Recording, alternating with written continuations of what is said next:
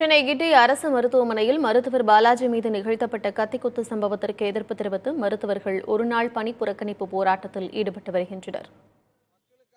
சேலம் அரசு மோகன் குமாரமங்கலம் மருத்துவக் கல்லூரி மருத்துவமனையில் 1 மணி நேரம் பணியை புறக்கணித்து மருத்துவர்கள் மற்றும் பயிற்சி மருத்துவர்கள் பலர் ஆர்ப்பாட்டத்தில் ஈடுபட்டனர். அப்போது மருத்துவர்களின் பாதுகாப்பை உறுதி செய்யவும் காலியாக உள்ள பணியிடங்களை நிரப்பவும் கோரிக்கை விடுத்தனர்.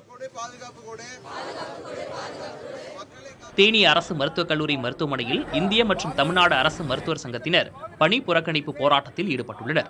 இதனால் சிகிச்சை பெற முடியாமல் நோயாளிகள் பலர் திரும்பி செல்லும் நிலை ஏற்பட்டது. இதேபோன்று போடி அரசு பொது மருத்துவமனையிலும் சிகிச்சை பெற முடியாமல் தவித்த புறநோயாளிகள் மருத்துவமனை பணியாளர்களிடம் வாக்குவாதத்தில் ஈடுபட்டனர். திண்டுக்கல் அரசு மருத்துவக் கல்லூரி மருத்துவமனையில் காலை முதலே வெளிநோயாளிகள் பிரிவு வழக்கம் போல் செயல்பட்டு வருவதாகவும், பிரசவம், பொது அறுவை சிகிச்சை மற்றும் குழந்தைகள் பிரிவு ஆகிய பகுதிகளுக்கும் தேவையான மருத்துவர்கள் உள்ளதாகவும் அம்மருத்துவக் கல்லூரி முதல்வர் சுகந்தி ராஜகுமாரி தெரிவித்தார். புதுக்கோட்டை அரசு மருத்துவக் கல்லூரி மருத்துவமனையில் புறநோயாளிகள் சிகிச்சையை புறக்கணித்து மருத்துவர்கள் போராட்டத்தில் ஈடுபட்டு வருகின்றனர். இதனால் அங்கு சிகிச்சைக்கு வந்த நோயாளிகள் நீண்ட நேரமாக காத்திருக்கும் சூழல் நேரிட்டது. சிகிச்சை பெற முடியாத வேதனையில் நோயாளி ஒருவர் கண் கலங்கினார். கள்ளக்குறிச்சி அரசு மருத்துவக் கல்லூரி மருத்துவமனையில் மருத்துவர்களின் போராட்டத்தால் அவசர சிகிச்சை பிரிவு மட்டுமே வழக்கம் போல் செயல்பட்டு வருகிறது. புறநோயாளிகள் பிரிவு பயிற்சி மருத்துவர்களை கொண்டு செயல்படுகிறது.